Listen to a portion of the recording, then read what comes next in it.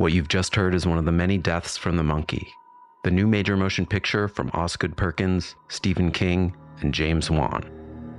Experience it in theaters everywhere this Friday, because everybody dies, and that's life.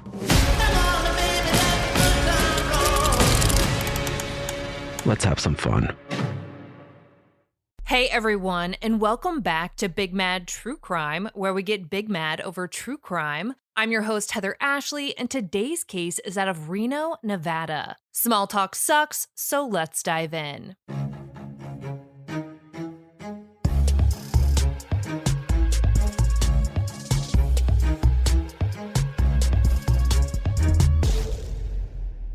In 1994, when Charla and Darren Mack met, it was as close to love at first sight as it gets. Charla was energetic and optimistic and able to bring out the best in anyone, while Darren was this larger-than-life personality who'd already established a really successful life for himself. I know we hear a lot about people lighting up a room, but Charla and Darren did. They were always smiling, well-dressed, and seemingly magazine perfect. They were the couple that made you think, okay, that's what I want.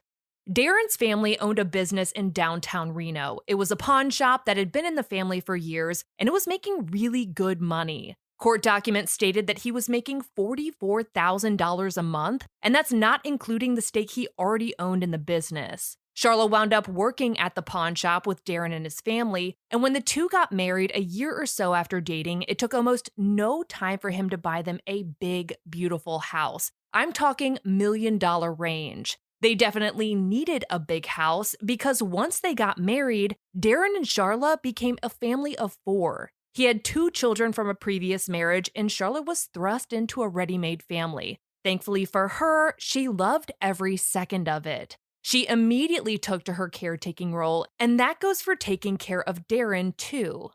According to an episode of American Monster Right Before Your Eyes, Darren was into bodybuilding. This meant that he would wake up early and hit the gym before anyone even thought about waking up, and once the rest of the world regained consciousness, Charla would cook special meals for him that went along with whatever diet he was on at the moment to cut down on body fat. Darren and Charla's life seemed to be going as perfectly as one could, and a few years into their marriage, they welcomed a daughter of their own. We're going to call her Sarah. She was Charla's entire world, and for all intents and purposes, Darren seemed to be a really loving father. According to a piece by Dahlia Lithwick in the Washington Post, they actually purchased a billboard for him that read, "The Mack Family Presents Darren Mack 1998 Father/Husband of the Year, a unanimous decision by his wife Charla and his 3 wonderful children." Unfortunately, though, over the next few years, that perfect marriage was about to take a hit. A couple of hits.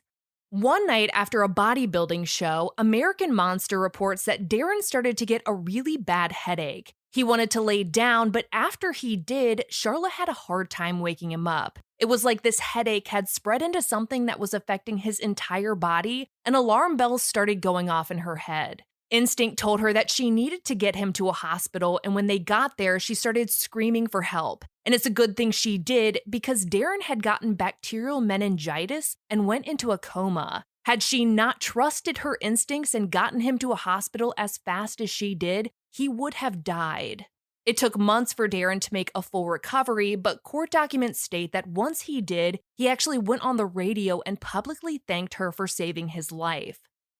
With a new shot at life, Darren wanted to live life to the fullest, and his version of the fullest was a lot different than Charla's. Unbeknownst to most people, Darren and Charla had been swingers. According to writer Amanda Robb with Marie Claire, the two would go to these clubs where they'd meet other couples, and you get it. But with Darren's health scare and their new little Sarah in the picture, Charla was done with the swinging. She wanted a platonic marriage, but it doesn't look like Darren was on the same page. From what I can tell, he entertained the idea for a while, but it was wearing on him. On American Monster, you can see home video from Christmas 2002, where he asked their daughter Sarah to give her mom her Christmas present, and when Charla opened it, it was 2 Christmas ornaments with pairs of lingerie underwear inside. He also got her this diamond-looking belly necklace that he seemed to be really into, but it just wasn't her anymore. Charla was over it. She just wanted to do PTA mom stuff and live a nice, quiet life because her family was more than enough for her.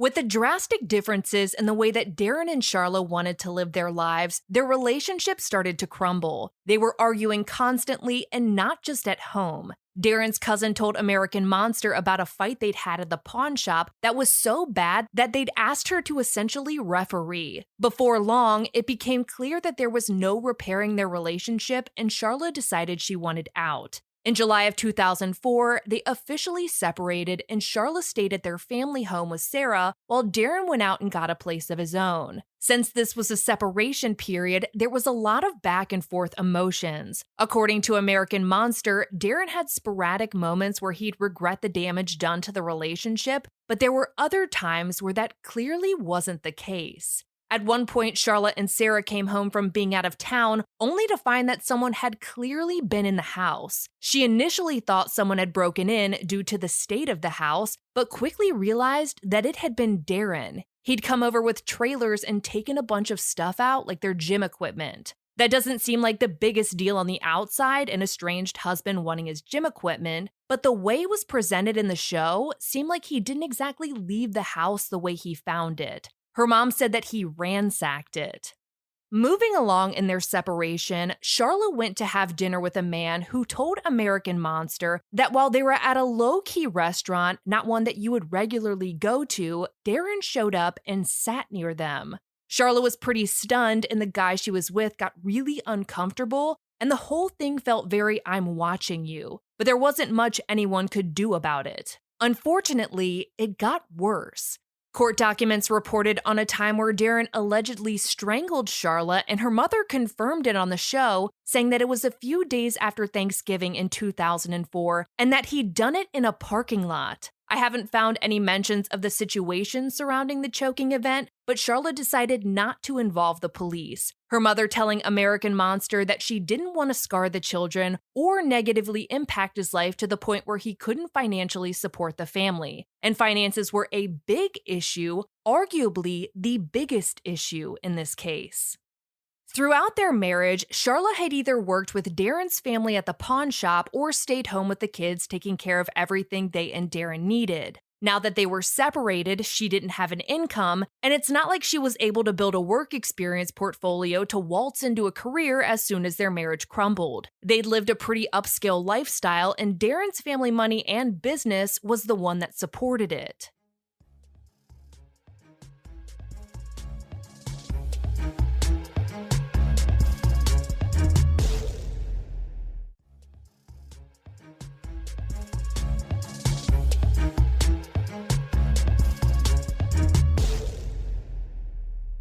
In May of 2005, Darren and Charla's divorce proceedings began, and it got ugly. Court documents report that of Darren's $44,000 a month income, he would have to pay Charla $10,000 a month in alimony for the next 5 years, and 18% of his gross income in child support, which would be a little less than $8,000 a month. Both of them wanted the house they lived in, so that was tabled until the next hearing. But in the meantime, Darren would have to pay for all the costs associated with the house, like the mortgage, the electricity, and all of that stuff.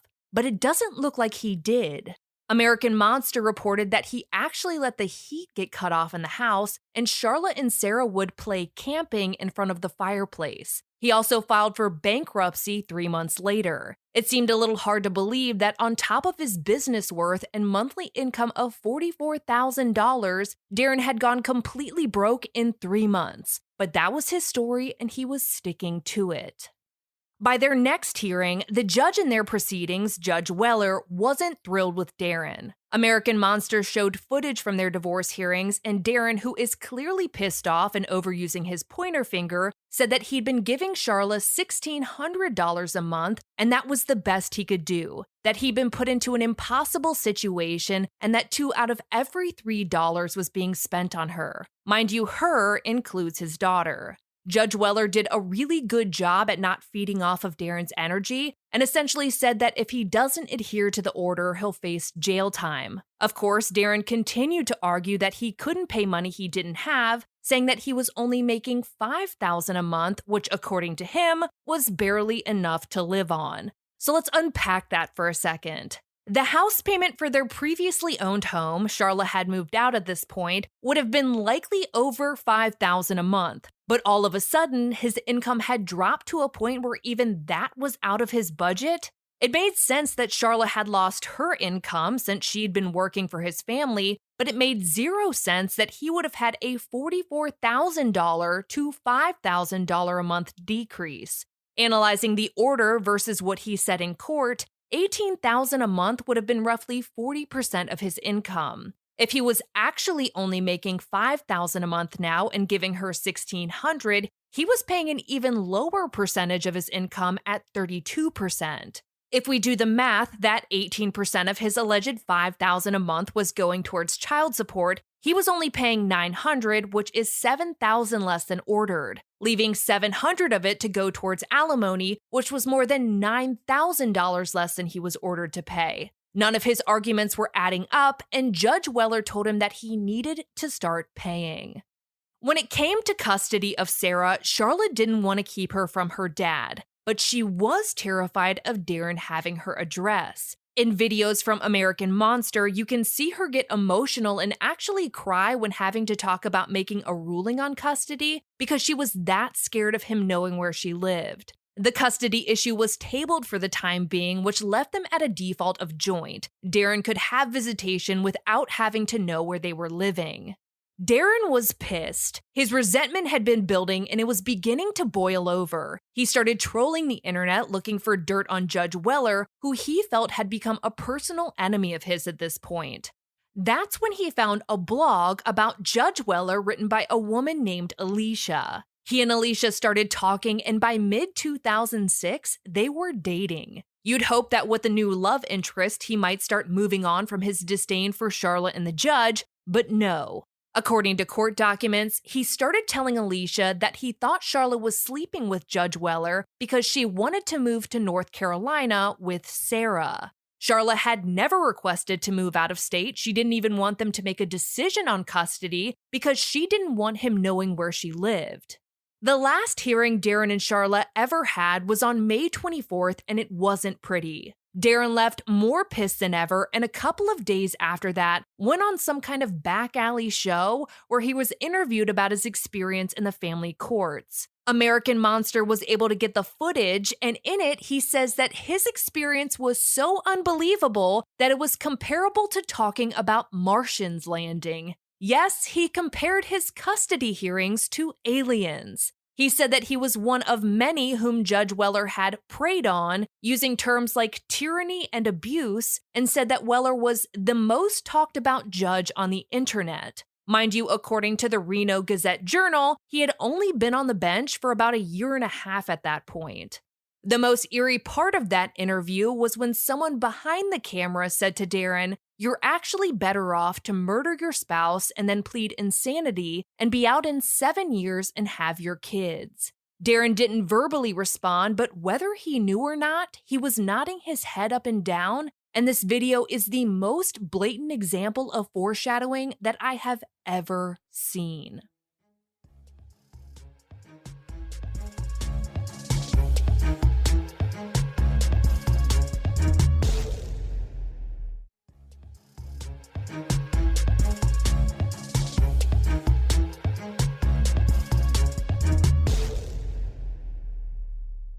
On June 12, 2006, a 911 call came in saying that a judge had been shot in his office. But not just any judge, it was Judge Weller. And he hadn't been shot by anyone who had come in. He'd been standing by the window when a bullet pierced through, shattering the window and entering his body. In 911 audio from American Monster, you can hear someone say that a construction worker heard the bullet fly over him, which meant that a sniper had shot Judge Weller. A sniper.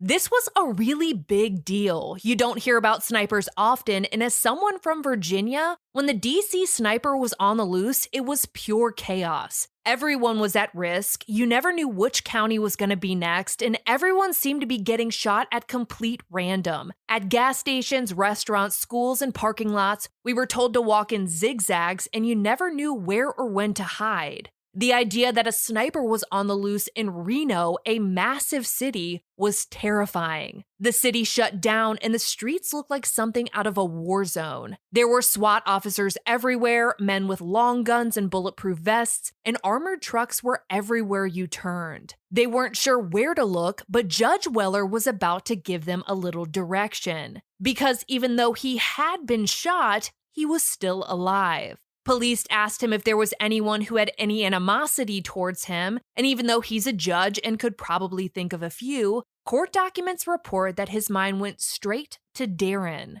When they started looking into Darren, they realized that they had gotten a call from one of his friends, a man named Daniel, a couple of hours earlier.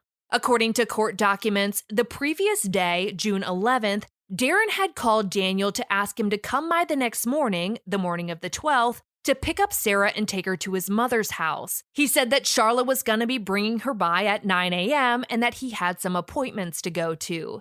Daniel agreed, and he and his dog got to Darren's house a little before Charla did, and when she pulled up to the house, Sarah came inside, and Darren asked Daniel to take her upstairs so that he and Charla could talk alone. The two hung out for a while until Daniel heard his dog yelping. He went downstairs to check on what was going on, but when he found his dog, he was covered in blood.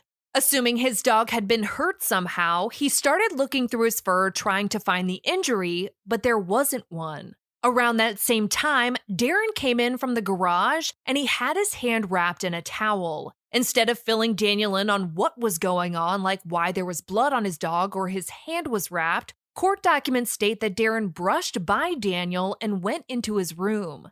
Daniel was freaked out at that point. He didn't know what was going on, but he knew that it wasn't good, so he grabbed Sarah, who was 8 at that point, put her in his car, and left the house. When he left, Charla's vehicle was still parked out front. Shortly after Daniel left, Darren called him and asked if he could see Sarah. I want to point out here that Darren didn't ask Daniel where Sarah was. He just asked to see her. The three of them met at a Starbucks, and Darren showed up in a Ford Explorer that wasn't his. He told Sarah that he loved her, and after that, he was gone. Still pretty freaked out about what was going on, but not really knowing the details, Daniel took Sarah to Darren's mom's house as scheduled. When he got there, he told Darren's mom that he was worried about Charla, but court documents state that she asked him to stop talking about her because she was getting scared. With that, Daniel called the police to let them know that he was concerned. Knowing that the judge had named Darren and they'd gotten this call from Daniel earlier in the day, 2 and 2 was not looking good. Officers headed over to Darren's house, meeting Daniel there to try and make contact with either him or Charla, but no one was answering the door. They tried calling the home phone, but no one answered, so they walked around the house to see if any of the doors were open, but they weren't. While looking around the outside of the house, officers noticed drops of blood in the driveway leading to the garage. Getting their own visual confirmation that someone might be hurt, they knew they needed to get inside. American Monster reports that they were able to enter the garage code, which I can only assume they were able to get from Daniel, and the opening of that door was a few seconds in time that felt like forever. As it slowly opened, they noticed a large pool of blood and ultimately Charla.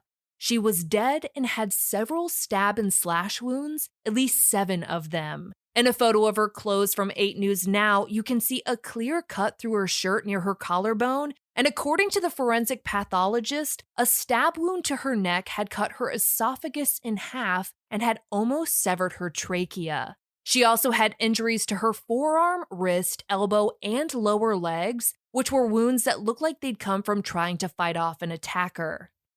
Something horrible had happened to Charla, and it hadn't happened exactly where they found her. There were other pools of blood and a long drag mark in the garage.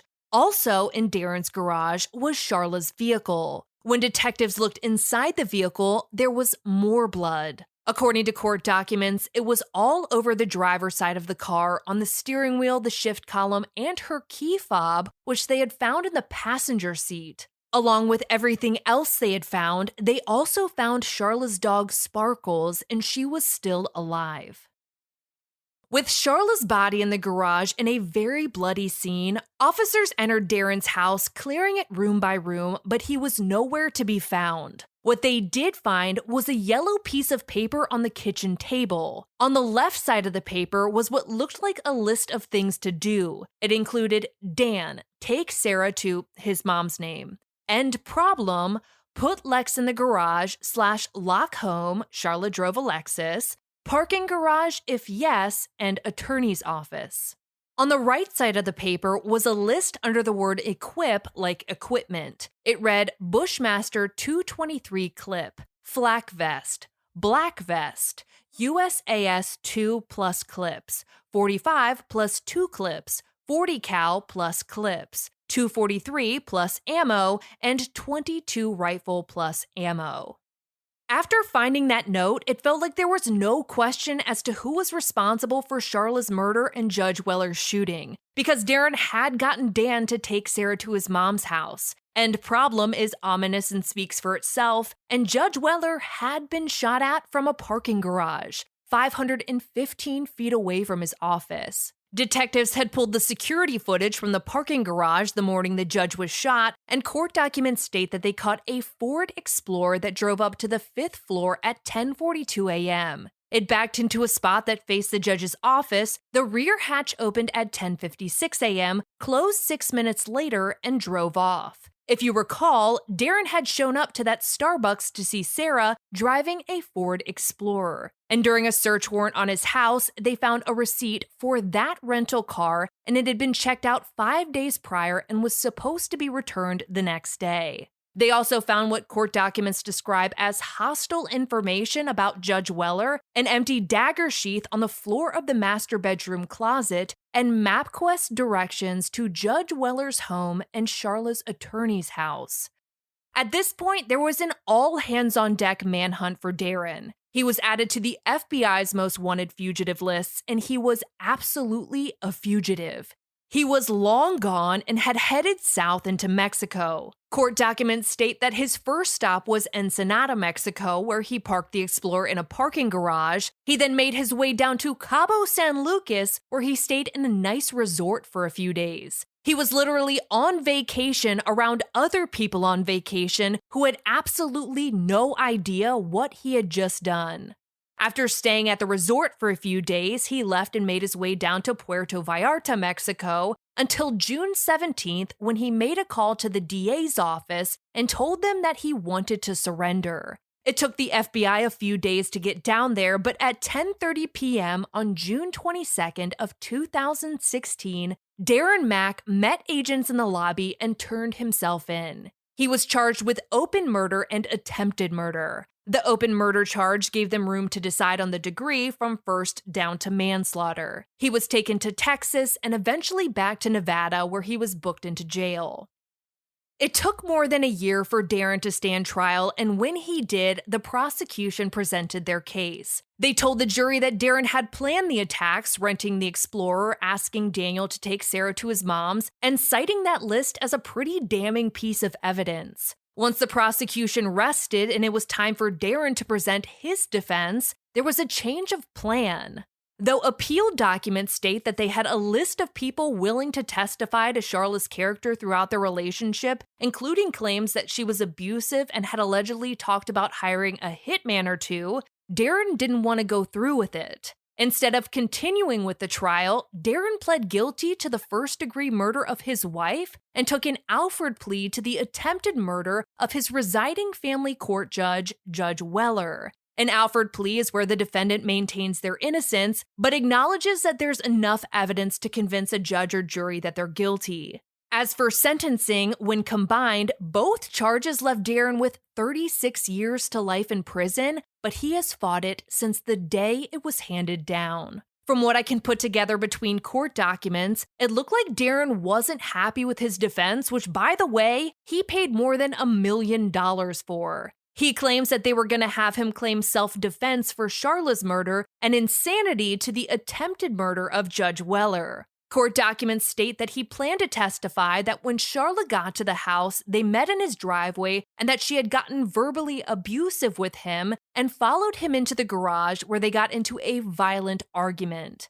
Keep in mind, 8 News Now reports that their court order prohibited either of them from getting out of their vehicles during custody exchanges.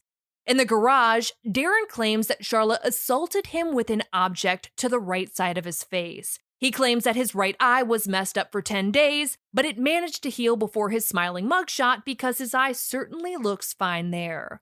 While he claims Charla was attacking him, he says that he fell to one knee, and when he did, his revolver fell out of his pocket. When he stood up, I've seen a couple of different reports, one saying that he pushed her in the chest, and another claiming that Charla grabbed the gun and pointed it at the right side of his stomach, at which point they wrestled over the gun and he grabbed her hair. Darren claimed to be terrified and that he grabbed the dagger that he always kept with him and stabbed Charla with it.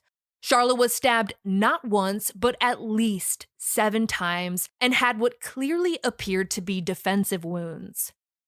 After stabbing Charla, Darren claims that he wrapped his cut finger, took his bloody clothes off, took a shower, got dressed, and got himself a drink of water. In court documents, he stated that he was parched. His entire mouth was parched. Once hydrated, he says that he realized what he had done and that he needed to get out of there and possibly head to the mountains, which is why he says he grabbed his guns and ammo. He also realized that he needed to hide Charla's car since it was out front, that he needed to roll the window down so Sparkles wouldn't suffocate, and that he needed to move Charla's body to get her vehicle in the driveway. When he went to move her, Darren claimed to have noticed that the gun that fell out of his pocket was now caught in Charla's hair with blood all over it. I could go through a whole conversation I had with a firearms instructor about the likelihood of that happening, but I'm sure you're already there. He said that he yanked it out of her hair, and then he had to pull bloody hair out of it and then put the bloody hair onto the counter. He said that he tried to clean the blood off the gun and the knife and the floor, but none of it was working, so he just wrapped the gun and knife in a towel so that they wouldn't get blood on his rental car. The rental car that he did not take to the mountains and instead drove to Mexico in and left in a parking garage. For the record, he claims to have ditched the knife and the gun in a landfill.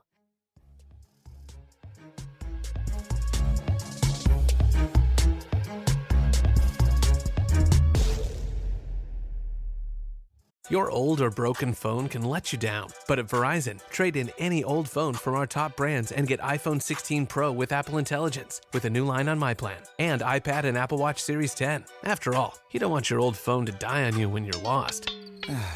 Perfect. Or for your broken phone to glitch at the worst possible time. Hey, can I get your number? Oh. Trade in your old phone for a brand new iPhone 16 Pro, iPad, and Apple Watch. Visit Verizon.com today. Additional terms apply. Service plan required for Apple Watch and iPad.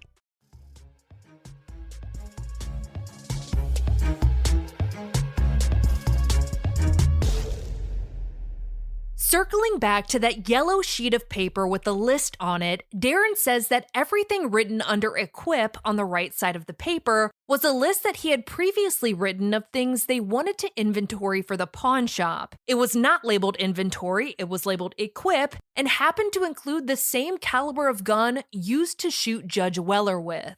He claims that he wrote the list on the right-hand side to help him make sense of everything that had just happened. Unfortunately for him, it's hard to explain his entry of end problem when claiming self-defense in the past tense. Not to mention the parking garage listed when he just so happened to then use a parking garage across the street from the Justice Center to shoot the judge. The search warrant find of the MapQuest directions to Judge Weller's house and Charla's attorney's home did not do him any favors.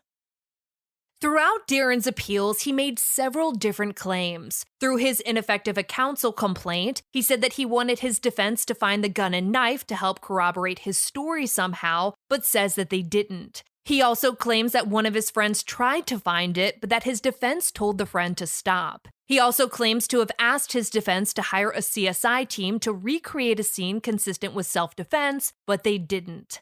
On top of all of that, 8 News Now reports that according to a family member, the signature on Darren's plea deal was forged. I spoke to an attorney who basically said that that argument would fall flat on its face since he would have had an entire hearing about the terms of his deal. Every single attempt Darren has made for an appeal has been denied. The Reno Gazette-Journal did a piece on Judge Weller in 2016, and in the years since the attack, he went on to get his master's degree and then doctorate in judicial studies. His focus was on domestic violence and court security, wanting to learn as much as he could about both subjects and better understand situations like his and Charla's. As of 2020, 8 News Now reports that Darren's son maintains that his father killed his stepmother in self-defense and has an attorney that is working pro bono for free to try and get him a new trial. For all photos pertaining to this case, check out Charla's highlight at the top of my Instagram profile at the Heather Ashley, and join me there tonight at 8:30 p.m. Eastern, where you go live with me and we talk about today's episodes and all other true crime cases on your mind. If you like your podcast ad-free, head over to our Patreon at patreon.com/BigMadTrueCrime, where for just $1 whole a month, your episodes are totally ad-free. If you need more episodes in your life, for just $5 a month, you get a bonus episode on the first Monday of every month. All your episodes are ad-free, and you'll also receive a forever discount code for all Big Mad True Crime merch. And of course, anytime you sign up, you get instant access to all previous bonus episodes. I'll be bringing you a brand new case a week from today, and I cannot wait. But until then, we out.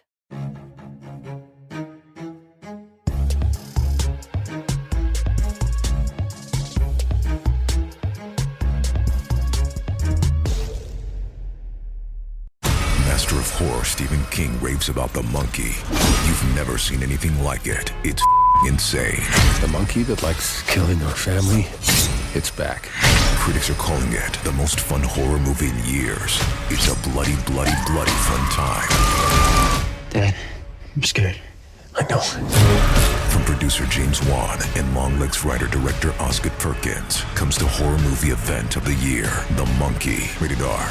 Now playing in theaters.